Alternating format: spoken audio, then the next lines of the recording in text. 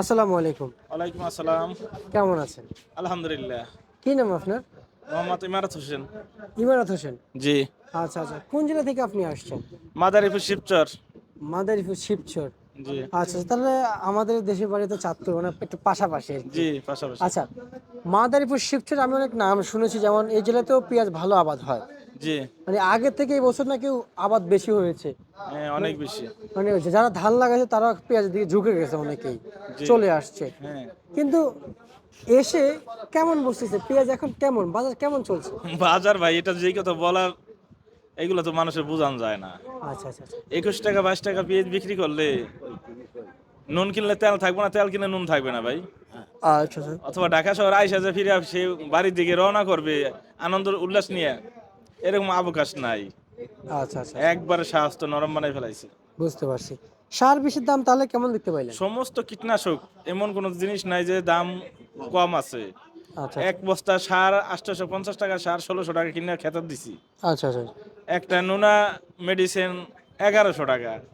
এইগুলো হিসাব কিতাব দিতে গেলে ভাই যেই গাইড খুলছে ওই গাইড ডলার ২-৪ বছর আর হবে না। আচ্ছা, আচ্ছা, আচ্ছা। কিন্তু কেমন বুঝতেছেন কেমন? এই যে আপনারা যারা ব্যবসায়িক আছেন, এই পেঁয়াজের কি ন্যায্য দাম পাবেন? দেখি তো না ভাই। দেখেন না। না, মানে এর কি আশা শেষ? নৈরাশ্যই তো দেখা যাচ্ছে। আজকে ১৫ দিন ধরে একই তো ভাব। মানে আশা কি ছেড়ে দিয়েছেন? ছেড়েই দিছি। আচ্ছা এই যে এই কাকা আসলে এই পেঁয়াজ নিয়ে আসছে উনি হিসাব করে ১.৫ লাখ টাকা বিক্রি হবে। হ্যাঁ। এখন ৫০,০০০ টাকা টিকাতে পারতে খুব কষ্ট হয়ে যাচ্ছে।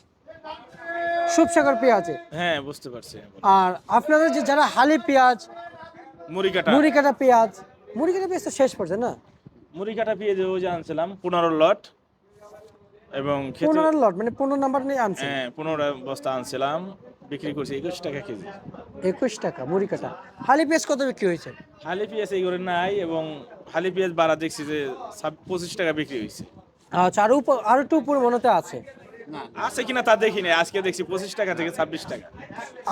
আপনারা দেখেছেন। হ্যাঁ হ্যাঁ। আচ্ছা। আর এমনিতে পেঁয়াজের সর্বোচ্চ সর্বনিম্ন বাজার কেমন যাচ্ছে বাজারে? সর্বনিম্ন বাজার ভাই আমাদের ঘরে ২১ টাকায় বিক্রি হয়েছে আর বাড়ামনা আর কম হয়েছে কিন্তু ওটা আমি চোখে দেখি নাই। মুড়ি কাটা। জি। আর আর আর হালি পেঁয়াজ যেটা দেখেছেন সেটা ২৫ টাকা দেখেছেন। জি। আচ্ছা, রসুন কত দেখেছেন বাজারে? রসুন আজকে এই ঘরে বিক্রি হয়েছে আছে আপনার ৪২, ৪৩ এরকম ৪৫ মানে দুই একটা হয়েছে। রসুন। হ্যাঁ আর নিচেও হইতে আছে রসুনের দাম কি কমে গেল? অনেক কম। আয় হ্যাঁ, কি কন? মানে সব দিক দিয়ে তো কৃষকরা ধরা খেয়ে গেছে। জি। কৃষকদের তো কোনো উপায় নেই। আল্লাহ জানে। কৃষকরা তো মানে সামনে আগাইতে পারবে না। না না, আগে না কোনো লক্ষণ নাই। পিছিয়ে পড়ে গেছে না? জি। আচ্ছা, আচ্ছা। আমাদের দেশের কৃষকরা যে কষ্ট করতেছে এবং যে ফলন ফলাচ্ছে কিন্তু সে তো এক্ষেত্রে উপকৃত আর হচ্ছে না। না না, উৎপত্তি হবে তো দূরের কথা। যেই যেই লস এই বছর হার বাড়ছে ২ বছর মানে এই ঘাটতি পূরণ হবে এবং কোনো আশা ভরসা দেখা যায় না। আশেপাশে দেখা যায় না। না, মানে এত পরিমাণ লস যাচ্ছে। এত পরিমাণ ১ কেজি মাল যদি ২১ টাকা বিক্রি হয়, এই বাজার এই ঢাকা আড়দায় পৌঁছতে ৬০ টাকা খরচ। ৬০ টাকা?